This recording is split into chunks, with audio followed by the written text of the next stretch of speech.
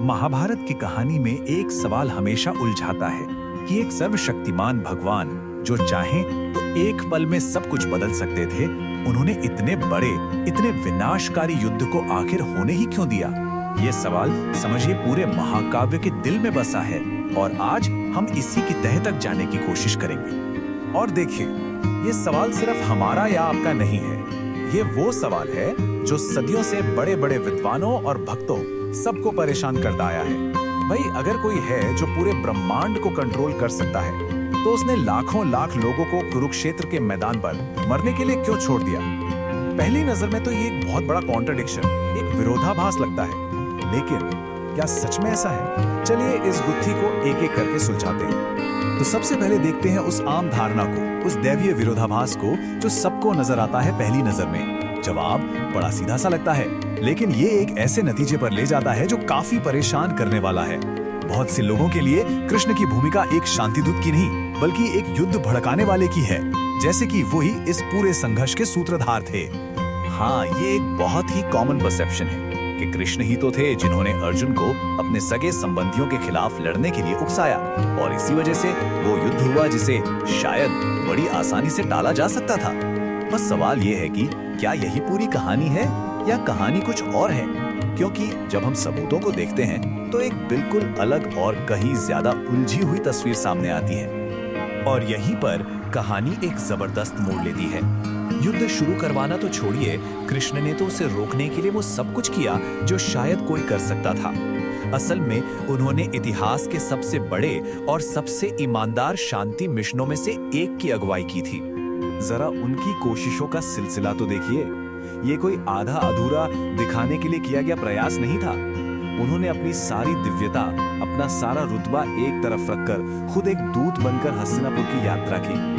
उन्होंने सीधे राजा धृतराष्ट्र से अपील की, और जब लगा कि सब कुछ फेल हो रहा है, तब उन्होंने मेज पर एक आखिरी और यकीन मानिए एक अविश्वसनीय रूप से उदार समझौता रखा। और पता है, यहीं पर कहानी सच में हैरान कर देने वाली हो जाती है। ये याद रखिए कि पांडव हक के हिसाब से आधे राज्य के मालिक थे। इसके बावजूद वो एक बहुत बड़ी रियायत देने के लिए तैयार थे। कृष्ण का जो आखिरी प्रपोजल था वो सत्ता या जमीन के बारे में था ही नहीं। उसका सिर्फ और सिर्फ एक मकसद था, शांति। उन्होंने क्या मांगा?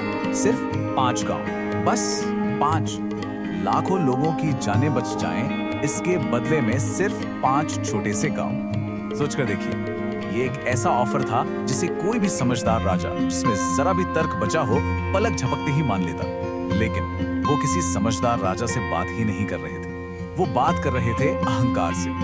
और यहीं आकर वो जो ईश्वरीय करुणा थी, वो इंसानी अहंकार की एक बहुत मोटी दीवार से जा टकराई। शांति का एक खुला सुनहरा दरवाजा सामने था, लेकिन एक इंसान की जिद ने, उसकी अकड़ ने उस दरवाजे को हमेशा के लिए बंद कर दिया। ये था दुर्योधन का वो कुख्यात, वो विनाशकारी जवाब। और इन शब्दों के साथ उसने बातचीत के, डिप्लोमेसी के सारे दरवाजे बंद कर दिए। सिर्फ बंद नहीं किए, उन पर कीलें ठोक दी। बात अब जमीन की रही नहीं गई थी, समझिए। ये था खालिस बेलगाम घमंड। एक ऐसा घमंड जो पूरे के पूरे साम्राज्य को अपने साथ डुबाने के लिए तैयार था, पर 1 इंच भी झुकने को तैयार नहीं था। और अगर उनके अधर्म की गहराई पर अब भी कोई शक बचा हो, तो उनका अगला कदम वो भी दूर कर देता है। देखिए, शांति का प्रस्ताव ठुकरा देना एक बात है, लेकिन शांति दूत को ही बंदी बनाने की कोशिश करना, और वो भी उसे जो स्वयं ईश्वर का अवतार हो, ये दिखाता है कि वो लोग नैतिक रूप से किस कदर कंगाल हो चुके थे। सही और गलत की सारी समझ उन्होंने ताक पर रख दी थी। तो यहाँ पर सबसे जरूरी बात समझने वाली ये है, कृष्ण ने युद्ध को होने नहीं दिया। उन्होंने बस इंसान के चुनाव को, उसकी फ्री विल को अपना नतीजा दिखाने दिया। इसको ऐसे समझिए, एक डॉक्टर हमें सिगरेट पीने के खतरों के बारे में बता सकता है, चेतावनी दे सकता है, पर वो हमारे हाथ से सिगरेट छीन नहीं सकता, है ना? कृष्ण ने भी शांति और विनाश दोनों रास्ते साफ साफ दिखा दिए, और दुर्योधन ने अपनी मर्जी से विनाश का रास्ता चुना। और दुर्योधन के उस भयानक फैसले के साथ ही इस लड़ाई का पूरा मतलब ही बदल गया।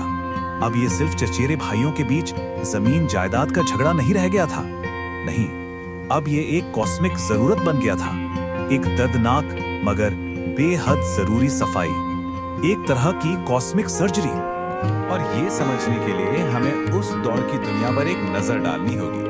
वो दुनिया अधर्म से, यानी हर तरफ फैली नाइंसाफी और अनैतिकता से जकड़ी हुई थी। और ये बात सिर्फ कुछ बुरे लोगों की नहीं थी, पूरा का पूरा सिस्टम, पूरा समाज अंदर से सड़ रहा था। राजा अपनी पत्नियों को जुए में दांव पर लगा रहे थे, बड़ों की इज्जत सरेआम उछाली जा रही थी और सच की कोई कीमत ही नहीं बची थी। समाज का जो नैतिक ढांचा होता है ना, वो तार तार हो रहा था। और भगवत गीता का ये मशहूर श्लोक इसी मिशन को एकदम साफ कर देता है। कृष्ण का अवतार सिर्फ एक शांति दूत बनकर आने के लिए नहीं हुआ था। उनका मकसद इससे कहीं ज्यादा बड़ा, कहीं ज्यादा गहरा था, और वो था धर्म की स्थापना, यानी कॉस्मिक बैलेंस को फिर से कायम करना। और जब अधर्म का पलड़ा इतना भारी हो जाए तो संतुलन वापस लाने के लिए सख्त और निर्णायक एक्शन लेना ही पड़ता है। यहाँ एक बहुत जरूरी फर्क है जो हमें समझना होगा। कौरवों के राज में शांति बनाए रखने का मतलब होता एक झूठी, एक सतही शांति। ये ठीक वैसा होता जैसे किसी कैंसर के मरीज को सिर्फ पेन किलर दे देना। इससे दर्द तो छिप जाता, लेकिन बीमारी अंदर ही अंदर फैलती रहती। असली और हमेशा टिकने वाली शांति के लिए उस कैंसर को, यानी उस अधर्म को जड़ से काट कर निकालना ही एकमात्र रास्ता था। और शायद यही इस पूरी कहानी का सबसे जरूरी, सबसे गहरा आइडिया है।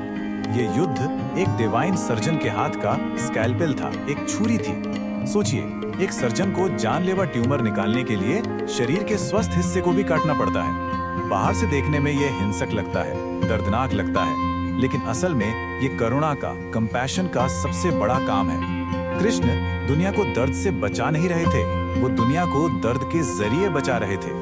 ये विनाश नहीं था, ये एक लाइफ सेविंग सर्जरी थी। तो सवाल उठता है कि इस महान कॉस्मिक सर्जरी में खुद उस सर्जन ने क्या रोल निभाया।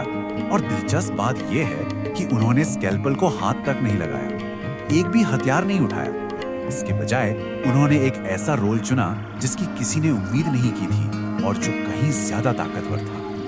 युद्ध शुरू होने से ठीक पहले कृष्ण ने दोनों पक्षों के सामने एक फैसला करने वाला चुनाव रखा।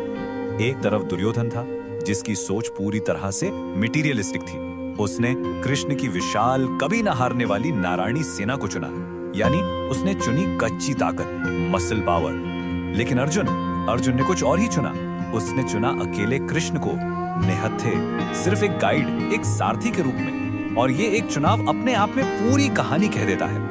मटेरियल पावर बनाम डिवाइन विजडम। और इससे ये साफ हो जाता है कि कृष्ण का असली मकसद इंसानों के लिए उनकी लड़ाई लड़ना नहीं था, बल्कि उनका मकसद था योद्धा की आत्मा को, उसके अंदर की शक्ति को जगाना। कृष्ण का असली हथियार कोई सुदर्शन चक्र या तलवार नहीं थी। उनका असली हथियार था वो ज्ञान, वो क्लैरिटी जो उन्होंने अर्जुन को दी, भगवत गीता। उन्होंने अर्जुन को बेहतर हथियार नहीं दिए, उन्होंने उससे लड़ने की एक बेहतर वजह दी। लेकिन धर्म को फिर से स्थापित करने की इस कॉस्मिक प्रक्रिया की एक बहुत बड़ी, एक भयानक कीमत थी। और ये वो कीमत थी जिसे चुकाने के लिए खुद वो डिवाइन सर्जन भी तैयार था। ये कहानी का एक ऐसा हैरान करने वाला, दिल तोड़ने वाला मोड़ है जिसे अक्सर लोग नजरअंदाज कर देते हैं। कुरुक्षेत्र के मैदान में युद्ध की राख के बीच कौरवों की दुखी माँ गांधारी, जिसने अपने 100 के 100 बेटों को खो दिया था, उसने अपना सारा गम, सारा गुस्सा कृष्ण पर निकाल दिया। और अपने उस बेहिसाब दर्द में उसने कृष्ण को एक भयानक श्राप दिया कि जिस तरह मेरे बेटों का वंश खत्म हुआ, ठीक उसी तरह तुम्हारा अपना यादव वंश भी आपस में लड़ लड़ कर खत्म हो जाएगा। और जानते हैं कृष्ण ने क्या किया? वो बस मुस्कुराए और उन्होंने उस श्राप को स्वीकार कर लिया। पर क्यों? आखिर क्यों? कोई सर्वशक्तिमान ईश्वर अपने ही कुल का विनाश स्वीकार करेगा? इसका जवाब बहुत गहरा है और इसकी कई परतें हैं। पहला, एक माँ के बेपनाह दुख का सम्मान करने के लिए। दूसरा, ये दिखाने के लिए कि कर्म का नियम सबके लिए एक है, वो इंसानों पर भी लागू होता है और ईश्वर पर भी। और शायद सबसे जरूरी वजह, ये पक्का करने के लिए कि अधर्म का आखिरी बीज भी इस धरती से मिट जाए, इससे पहले के कलयुग का अंधेरा दौर शुरू हो। ये उस युद्ध की भयानक कीमत की आखिरी और पूरी स्वीकारोक्ति थी कि जब शुद्धिकरण की ऐसी आग लगती है तो उसकी लपटों से कोई नहीं बचता। तो आखिर में महाभारत हमें एक बहुत ही बेचैन करने वाला, लेकिन आज भी उतने ही जरूरी सवाल के साथ छोड़ जाता है। एक ऐसा सवाल जिसका सामना हम सब आज भी अपनी दुनिया में करते हैं। एक ऐसी दुनिया में जहां अन्याय और अधर्म फैला हो, क्या वहां सिर्फ शांति बनाए रखना ही हमेशा सबसे अच्छा रास्ता है? या फिर कभी कभी शांति की जिद करना असल में नाइंसाफी के आगे घुटने टेकने जैसा हो जाता है। ये एक ऐसा सवाल है जिसका कोई आसान जवाब नहीं है और शायद यही इस पूरी कहानी का असली सार है।